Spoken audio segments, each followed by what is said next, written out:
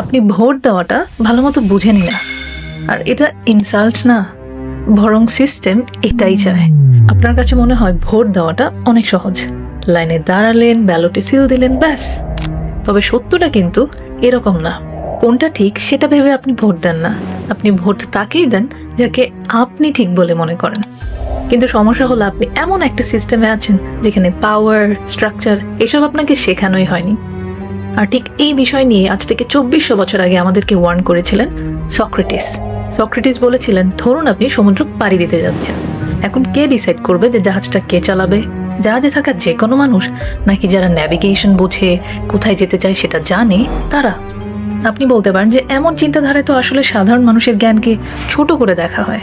হতে পারে, কিন্তু সমস্যা তখনই শুরু হয় যখন ওই জাহাজটা ঝড়ের কবলে পড়ে, আর ওই জাহাজের ক্যাপ্টেন ঠিক করা হয় এমন মানুষের ভোটে যারা ডিরেকশন, ওশন বা কোথায় যাবে তা সম্পর্কে কিচ্ছু জানে না। জাহাজটা অবশেষে ডুবে গেল। এর মানে এই না যে ডেমোক্রেসি বা গণতন্ত্র খারাপ। ডেমোক্রেসি তখনই ভেঙে পড়ে যখন ডেমোক্রেসিকে কিভাবে ব্যবহার করতে হয় সেটা মানুষকে কখনো শেখানোই হয় না। এবার আসি বাস্তব কথায়।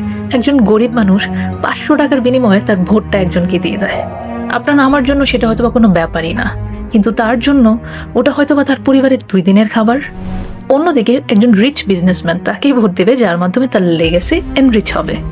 এবার আপনাকে নিয়ে যায় আগামী 12 ফেব্রুয়ারি 2026-এ। আপনি দাঁড়িয়ে আছেন আর আপনার সামনে 2টো দরজা, একটা জামায়াত আর একটা বিএনপি।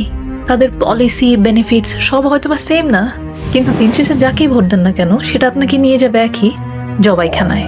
তাই দিন শেষে আপনার কাছে আমার একটাই প্রশ্ন, আপনার কাছে আসলে কি কোনো চয়েস আছে, নাকি সেটা শুধুই ইলিউশন?